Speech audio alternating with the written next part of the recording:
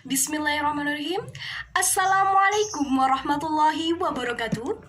Perkenalkan, saya Alfiah Hidayatul Laili. Saya dari jurusan Pendidikan Agama Islam semester 5. Di sini saya akan mempresentasikan tentang makalah saya yang berjudul Orientasi Tujuan Pendidikan Islam di Indonesia Memasuki Era Revolusi Industri 4.0. Baiklah, langsung saja. Di sini ada beberapa pembahasan. Pembahasan materi yang pertama yaitu tentang pengertian pendidikan agama Islam dan Industri 4.0. Yang kedua ada tujuan dan fungsi pembelajaran PAI. Yang ketiga ada prinsip-prinsip pembelajaran PAI. Dan yang terakhir ada pendidikan agama Islam dan era revolusi Industri 4.0. Baiklah, langsung saja memasuki ke pembahasan yang pertama tentang pengertian pendidikan agama Islam dan revolusi industri 4.0. Pendidikan agama Islam adalah pendidikan melalui ajaran-ajaran agama Islam, yaitu berupa bimbingan dan asuhan terhadap anak didik agar nantinya setelah selesai dari pendidikan, ia dapat memahami, menghayati, dan mengamalkan ajaran-ajaran agama Islam yang telah diyakini secara menyeluruh, serta menjadikan ajaran agama Islam itu sebagai suatu pandangan hidupnya demi keselamatan hidup di dunia dan di akhirat. Jadi dapat disimpulkan bahwa pendidikan agama Islam adalah suatu sistem kependidikan yang mencakup seluruh kehidupan yang dibutuhkan oleh hamba Allah, sebagaimana Islam telah menjadi pedoman bagi seluruh aspek kehidupan manusia. Revolusi industri terdiri dari dua kata, yaitu revolusi dan industri. Revolusi dalam Kamus Besar Bahasa Indonesia atau KBBI berarti perubahan yang bersifat sangat cepat. Sedangkan industri adalah usaha pelaksanaan proses produksi. Sehingga jika dua kata tersebut dipadukan bermakna suatu perubahan dalam proses produksi yang berlangsung sangat cepat. Perubahan cepat ini tidak hanya bertujuan memperbanyak barang yang diproduksi atau kuantitas, namun juga meningkatkan mutu hasil produksi, yaitu kualitas.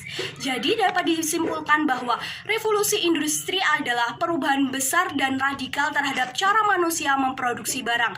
Perubahan ini sudah tercatat 3 kali dan saat ini kita sedang mengalami revolusi industri yang keempat. Pembahasan yang kedua yaitu tentang tujuan pembelajaran PAI. Sulaiman menyebutkan bahwa tujuan pendidikan bagi anak muslim diharapkan dapat yang pertama, menjawab seruan Allah SWT, jagalah diri dan keluarga kalian dari neraka. Yang kedua ada membina akidah dan keimanan anak. Yang ketiga ada membentuk keilmuan dan pengetahuan anak. Keempat, membentuk akhlak, perilaku, dan sopan santun anak. Yang kelima, membentuk sisi sosial anak. Keenam, membangun sisi kejiwaan dan perasaan anak. Ketujuh, membentuk fisik dan kesehatan tubuh anak. Dan yang terakhir yaitu membentuk rasa seni, keindahan, dan kreativitas anak. Berdasarkan tujuan tersebut, dapat dipahami bahwa tujuan pendidikan bagi setiap anak muslim pada hakikatnya merupakan tujuan pembelajaran pendidikan agama Islam secara umum, yaitu tujuan hidup manusia itu sendiri, yakni mengabdi di hadapannya. Pembahasan yang ketiga yaitu tentang fungsi pembelajaran PAI. Menurut Muhaimin, secara konseptual teoritis, pendidikan agama Islam di sekolah berfungsi sebagai yang pertama, pengembangan keimanan dan ketakwaan kepada Allah SWT serta akhlak mulia peserta didik seoptimal mungkin. Yang kedua, penanaman nilai ajaran Islam sebagai pedoman mencapai kebahagiaan di dunia dan akhirat. Yang ketiga, penyesuaian mental peserta didik terhadap lingkungan fisik dan sosial. Dan yang keempat yaitu perbaikan kesalahan-kesalahan, kelemahan-kelemahan peserta didik dalam keyakinan pengamalan ajaran agama Islam dalam kehidupan sehari-hari. Peraturan Perundang-undangan Republik Indonesia Nomor 55 Tahun 2007 tentang Pendidikan Agama dan Pendidikan Keagamaan Bab 2 Pasal 2 Ayat 1 yang berbunyi, pendidikan agama Islam berfungsi membentuk manusia Indonesia yang beriman dan bertakwa kepada Tuhan Yang Maha Esa, serta berakhlak mulia dan mampu menjaga kedamaian dan kerukunan hubungan internal agama maupun antar umat beragama. Pembahasan yang ketiga yaitu prinsip-prinsip pembelajaran PAI. Prinsip yang pertama yaitu berpusat pada peserta didik. Hal ini dapat dipahami bahwa peserta didik memiliki kemampuan yang berbeda-beda satu sama lain. Dapat dilihat dari aspek minat, bakat, perhatian, cara belajar, dan kecerdasan. Dan yang kedua ada belajar dengan melakukan.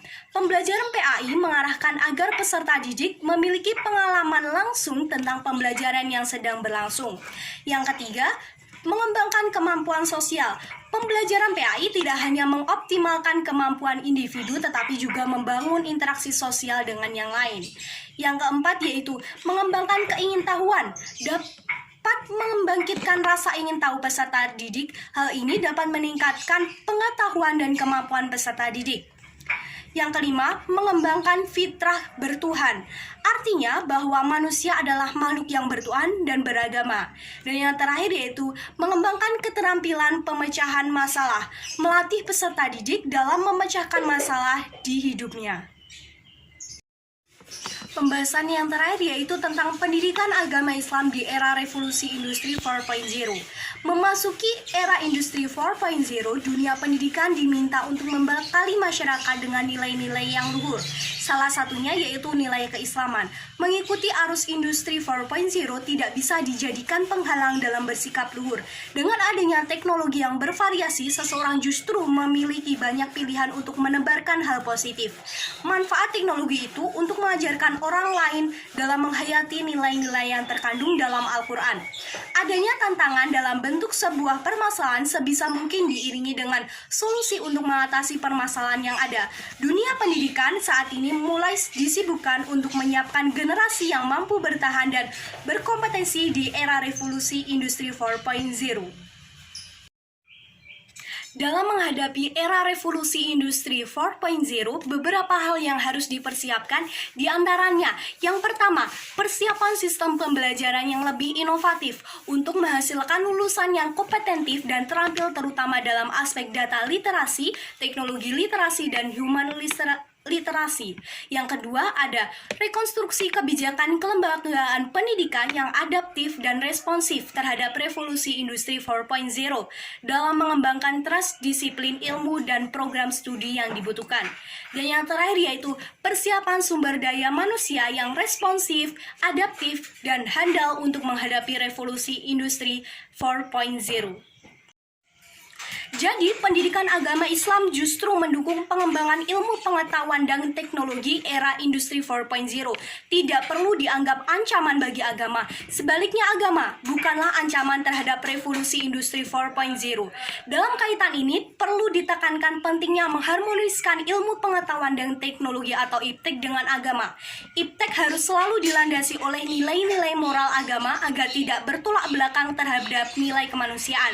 Sedangkan ajaran agama Islam harus didekatkan dengan konteks modern sehingga dapat bersifat kompatibel dengan segala waktu dan tempat. Sekian dari saya, ada kurang lebihnya saya mohon maaf yang sebesar-besarnya. Sekian, wassalamualaikum warahmatullahi wabarakatuh.